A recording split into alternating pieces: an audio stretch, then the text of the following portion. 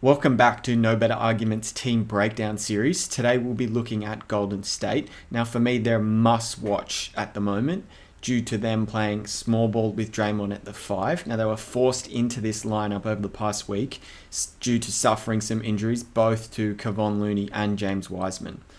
So they played San Antonio in a 2-game series, both on the road, and I'll be looking at the second game, obviously from Golden State perspective, because they were able to get the W by 20, but the way they play is very enjoyable, very fun. So let's get started. Starting with strengths, I mean, how can you go past Draymond Green's playmaking from the 5? He's been absolutely unleashed in this small ball. Steve Kerr has given him the keys to just basically go and do his thing. Draymond's so comfortable in the offense. You'll see all these clips. He knows his teammates like the back of his hand. His chemistry with Steph is unbelievable. His passing IQ is through the roof. He's just finding everybody. And in his past 4 games, he's gotten at least 10 assists. So the guy's really putting up some stats in that category in particular. But my favorite play from yesterday out of any play he made was this one here, where he gets the rebound after the Spurs miss and he just pushes the ball straight up the court all the way, beats Jakob Poeltl, his direct matchup, and he's able to just get to the rim and finish. And those kind of plays where he just pushes the ball immediately put so much pressure on the defense. They're either forced to come take him, and if they do that, they then leave shooters wide open that Draymond can obviously find. So very tough position to put the defense in. Draymond's awesome at it. I love it when he pushes the ball.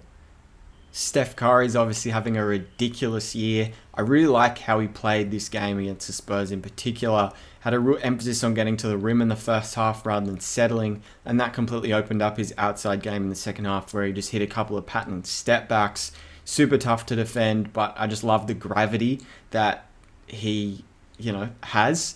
So much attention is put on him that it really just opens up a lot of space for the other 4 teammates on the floor with him. So huge year by Steph. The numbers he's putting up are very similar to his most recent MVP year. So if the Golden State Warriors can go on a bit of a run and really put himself in a strong position in the West, he could well be in the MVP conversation. Another element to this Warriors team that's been working really well has been Wiggins and Oubre playing a lot of minutes with the second unit. Now, we've seen Oubre go off in the past. You saw him in the Dallas game, drop 40 points. But today it was Wiggins that really took the bull by the horns. He was super assertive. He was scoring in a variety of ways, be it mid-range, getting to the rim, using his athleticism, or hitting some outside shots that, if he starts to hit those on a consistent basis, it's effectively game over because he has turned into a really solid contributor for this Warriors team. Obviously, the second unit is a huge importance to this Golden State lineup because if you can really not drop off during the non-Steph and Draymond minutes, that's obviously crucial. They need rest. They don't want to have to come back and either try and regain a lead or have to bring back a deficit that the bench have really put him in a hole. So it's a big part to their team, and so far so good from Oubre and Wiggins. The final strength I want to touch on, and it was really showcased in both games actually against the Spurs, not just this most recent one, is the switchability and the options they have as a result of being forced into small ball. You can see in these 2 clips here in particular, the first one absolutely giving the Spurs nothing, no room, no gaps to attack, no weaknesses in their system, and that ultimately forced DeJounte Murray to throw a turnover to Wiggins and get a steal. So that was happening a lot of the game, but I just picked out these 2 possessions. Then the second one, you can see same thing, just absolutely giving them nothing by the fact that they can switch, have athletic guys all over the floor, creating chaos. Ultimately forces the Spurs into a DeMar DeRozan corner 3, which he obviously isn't comfortable with and doesn't like to take. So 2 awesome possessions that I just picked out, but overall their defense has been phenomenal, and that's due to their ability to switch 1 through 5 in this small ball. So weaknesses, I know I have gloated and really praised this Golden State team, but if they had no weaknesses, they would be top of the league and, running away with the West. So they definitely do have some things that they need to work on. I mean, the most obvious, and it didn't really get exposed in these 2 games against the Spurs, is obviously the lack of size when they come up against a dominant big man, i.e.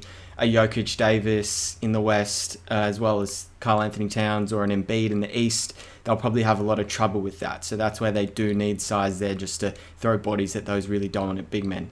Now, the other 2 things that I'll cover off on is they were really sloppy with the ball as well as finishing around the rim. And then their free throw shooting was really bad, and they missed a lot from really good shooters as well. So these clips here, Steph missed 2, Toscano Anderson missed 2, and Eric Pascal missed 2 as well. So in the first half, it was actually 50 all going into the break. So those missed free throws really let the Spurs off the hook because Golden State probably should have had a double-digit lead going into the break.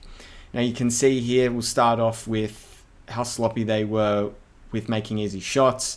You can see Steph missing a pretty easy layup, or Wiggins and Pascal missing some pretty makeable looks. But the most egregious is Toscano Anderson, especially at the end of the half. He had 2 great looks from Steph drawing a double team, almost triple team at the top of the key, and Anderson just blew both. So some stuff they'd like to clean up, and again adds further to why they should have been up by double digits at halftime.